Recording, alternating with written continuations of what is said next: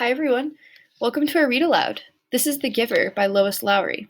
I know this format feels a bit strange, but I'd like you to get away from your computers as much as possible, so feel free to have this playing in the background as you settle into a comfy seat.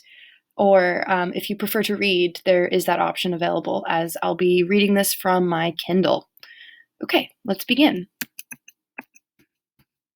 The dedication. I feel like this is fitting to read. So, for all the children to whom we entrust the future. Chapter 1.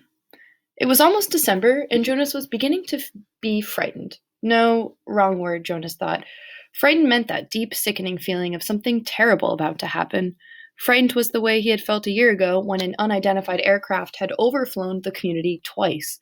He had seen it both times. Squinting toward the sky, he had seen the sleek jet, almost a blur at its high speed, go past, and a second later heard the blast of sound that followed. Then one more time, a moment later, from the opposite direction, the same plane. At first, he had been only fascinated. He had never seen aircraft so close, for it was against the rules for pilots to fly over the community. Occasionally, when supplies were delivered by cargo planes to the landing field across the river, the children rode their bicycles to the riverbank and watched, intrigued, the unloading and then the taking off directed to the west, always away from the community. But the aircraft a year ago had been different. It was not a squat, fat-bellied cargo plane, but a needle-nosed, single-pilot jet. Jonas, looking around anxiously, had seen others, adults as well as children, stop what they were doing and wait, confused for an explanation of the frightening event. Then all of the citizens had been ordered to go into the nearest building and stayed there. Immediately, the rasping voice through the speakers had said, "Leave your bicycles where they are." Instantly, obediently, Jonas had dropped his bike on its side on the path behind his family's dwelling. He had run indoors and stayed there, alone. His parents were both at work, and his little sister, Lily, was at the child care center where she spent her after-school hours.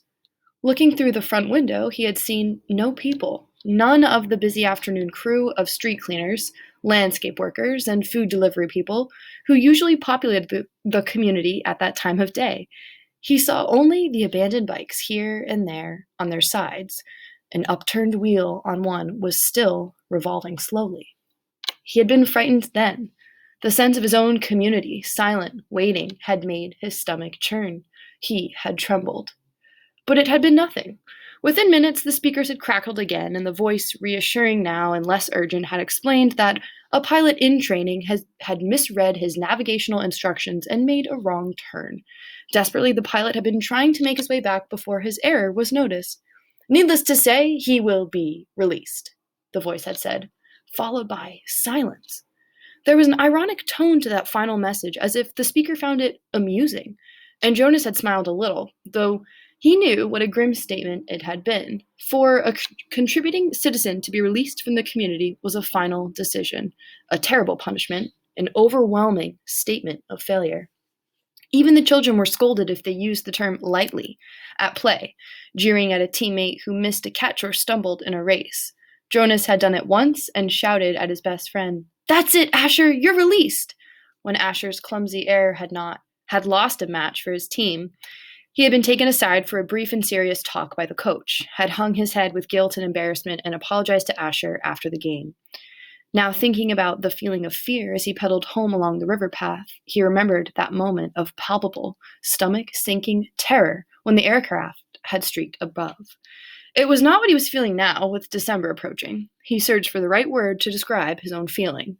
Jonas was careful about language, not like his friend Asher, who talked too fast and mixed things up, scrambling words and phrases until they were barely recognizable and often very funny. Jonas grinned, remembering the morning that Asher had dashed into the classroom late as usual, arriving breathlessly in the middle of the chanting of the morning anthem. When the class took their seats at the conclusion of the patriotic hymn, Asher remained standing to make his public apology as was required.